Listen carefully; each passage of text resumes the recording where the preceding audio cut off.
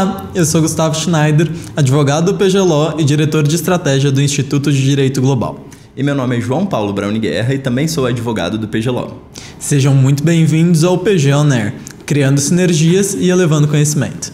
Vocês devem ter reparado que estamos de cara nova, né? Mudamos o nome, mudamos o logo, só não mudamos o nosso compromisso de trazer as mais atualizadas informações da nossa área para vocês. Além do nosso antigo podcast PG Talks, o PG On Air é um projeto maior que engloba um canal de vídeos informativos, notícias e novidades do direito empresarial. Bom, e para abrir a nossa segunda temporada, nós vamos fazer 2 episódios sobre os projetos de lei recém-enviados pelo Ministério da Fazenda ao Congresso Nacional, que estão propondo reformas que podem alterar bastante a dinâmica de mercado no Brasil. São os projetos de lei 2925 e 2926 de 2023. Os projetos tratam da modernização do mercado de capitais e do sistema de pagamentos brasileiro. E eles têm em comum o fato de que ambos tentam adequar a legislação brasileira a recomendações de órgãos internacionais, como o BIS, a IOSCO ou a OCDE. No episódio de hoje, eu vou discutir com vocês um pouquinho do PL 2925 de 2023, que tem como foco o mercado de capitais. E no episódio da próxima semana, eu vou discutir o seu projeto irmão, o 2926, que fala um pouco das infraestruturas do mercado financeiro. No dia 2 de junho de 2023, o Ministério da Fazenda mandou para apreciação do Congresso Nacional o projeto de lei 2925 de 2023. Esse PL tem potencial para mudar radicalmente o mercado de capitais brasileiro e por isso a gente selecionou 3 temas entre as reformas que ele está promovendo para discutir com vocês hoje. Nós vamos falar, primeiro, da publicidade dos procedimentos arbitrais de companhias abertas, segundo, do final do quitus, que é aquela forma de exoneração da responsabilidade dos administradores e fiscais quando são aprovadas as contas, e por fim, da criação da ação civil coletiva para indenização de acionistas minoritários. Esses 3 temas certamente estarão na pauta do debate econômico nos próximos meses, mas a tramitação do projeto de lei no Congresso Nacional ainda pode alterar muito o que são efetivamente essas propostas e até se elas vão realmente sair ou não. O que nós vamos discutir hoje é a versão inicial do projeto de lei, exatamente como ela foi mandada pelo Ministério da Fazenda para o Congresso Nacional, e nós vamos falar também sobre como essas coisas funcionam hoje. Ou seja, a gente vai discutir o que nós temos hoje em dia e o que o governo está propondo que mude. O nosso objetivo aqui é dar um panorama geral sobre quais são as propostas para esses 3 temas. Mas se você se interessou por isso, por algum tema específico, ou quer saber mais sobre esse projeto de lei, coloca aqui nos comentários que a gente pode fazer mais episódios sobre esses temas. Bom, vamos começar falando do quitus. O quitus é uma regra super específica que existe dentro da Lei 6404 de 76, a Lei das Sociedades Anônimas, e que estabelece a exoneração da responsabilidade dos administradores ou fiscais, uma vez que as contas do exercício daquela companhia são aprovadas sem ressalvas. A exceção ao quitus é o caso em que a aprovação das contas se deu por erro, dolo, fraude ou simulação. E quem alegar isso vai precisar provar numa ação separada de anulação da deliberação em assembleia. Essa ação precisa ser proposta até 2 anos depois da deliberação e essa prova é bastante difícil, o que faz com que os críticos do quitus, inclusive isso consta na exposição de motivos do projeto de lei 2925, argumentem que o quitus estabelece um obstáculo muito grande para a responsabilização de administradores e fiscais.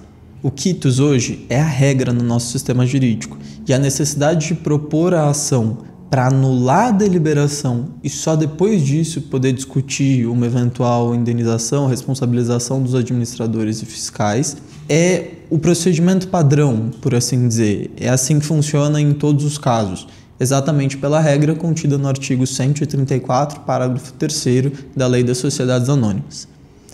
O Ministério da Fazenda, por meio do PL 2925/23, está propondo alterar radicalmente essa redação para dizer exatamente o contrário, ou seja, que, como regra, não há exoneração da responsabilidade pela aprovação das contas. Agora, é importante dizer que o PL não extingue completamente o quitus. Ele torna possível que a Assembleia Geral delibere especificamente sobre a eventual exoneração da responsabilidade, e isso precisa constar expressamente da ordem do dia da Assembleia. Se, seguindo esse procedimento, a Assembleia Geral aprovar as contas e entender por conceder o quitus aos administradores e fiscais, ela segue podendo fazer isso. Ou seja, o quitus não vai deixar de existir. Ele só vai deixar de ser a regra e passar a seguir um procedimento mais rigoroso e específico. Ele deixa de ser a regra e passa a ser uma possibilidade para as assembleias. Nosso segundo tema para hoje é a publicidade dos procedimentos arbitrais de companhias abertas. Atualmente, a Lei das Sociedades Anônimas já prevê a possibilidade de disputas entre acionistas e entre os acionistas e as companhias serem resolvidas por meio de arbitragem, ou seja, um procedimento próprio sem utilizar a jurisdição estatal, desde que isso conste no Estatuto das Companhias. No entanto, muitas vezes os procedimentos arbitrais são sigilosos, o que, na visão do Ministério da Fazenda, leva à dificuldade da indenização dos acionistas minoritários em casos de expropriação. Isso porque, segundo a exposição de motivos do PL, os conflitos societários têm uma natureza inerentemente coletiva.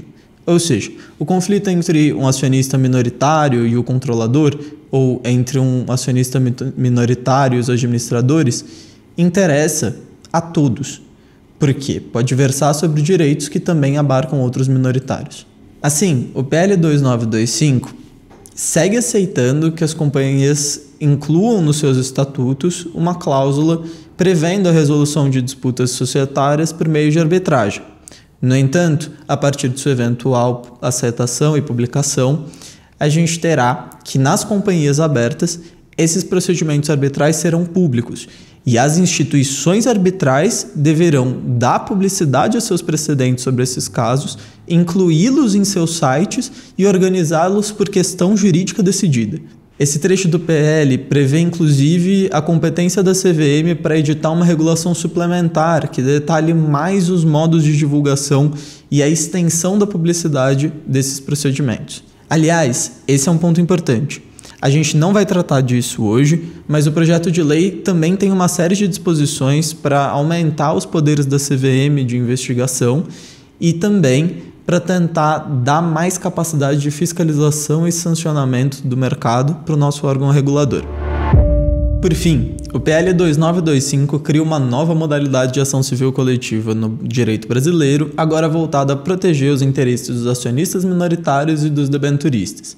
Ela vai funcionar do seguinte modo: quem tiver pelo menos 2,5% dos valores mobiliários em uma determinada classe, então, por exemplo, 2,5% das ações de uma companhia, ou então tiver um valor de 50 milhões de reais em valores mobiliários da companhia, poderá propor uma ação em nome próprio, mas que tenha a possibilidade de ser estendida para os demais membros daquela classe. Como que isso vai funcionar?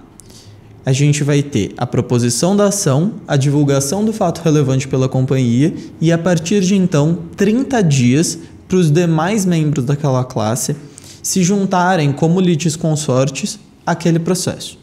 Além disso, em caso de sucesso da demanda, aquele que iniciou o processo terá direito a um prêmio de 20% do valor da indenização. Isso é importante porque, segundo o Ministério da Fazenda, um procedimento de responsabilização desse tipo pode se tornar muito caro em caso de insucesso. Ou seja, há um desincentivo muito grande à proposição de ações de responsabilização dos administradores ou da companhia. Hoje em dia, o prêmio para uma demanda na sistemática atual é de 5%. E, portanto, o governo optou por sugerir ao Congresso a ampliação desse valor como uma forma de realinhar os riscos e os possíveis benefícios de uma eventual demanda desse tipo. A criação da ação civil coletiva para a indenização de acionistas minoritários e debenturistas não impede a proposição de demandas individuais, mas é importante dizer que o PL também prevê a alteração dos grupos legitimados, aumentando os grupos legitimados a propor ações individuais e também majorando os prêmios em caso de sucesso. Por fim, é muito importante a gente frisar que estamos discutindo aqui um projeto de lei, ou seja, a gente está discutindo uma proposta que também está sendo discutida lá no Congresso Nacional e ainda pode mudar. Pode ser que algumas dessas medidas não saiam ou saiam de um formato bastante diferente do que a gente está conversando hoje. No entanto, o que é certeza é que elas vão fazer parte da pauta do debate econômico nos próximos meses. E nós aqui no PG Law vamos continuar acompanhando a tramitação desse PL e, se você quiser saber mais sobre isso, não deixa de incluir nos comentários desse vídeo que você gostou do tema e o que você quer que a gente fale depois.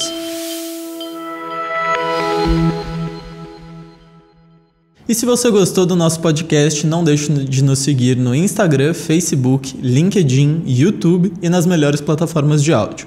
Fique à vontade para entrar em contato conosco via e-mail no info@pg.law, caso tenha alguma dúvida ou pontuação sobre esse tema. Então, muito obrigado e até a próxima semana.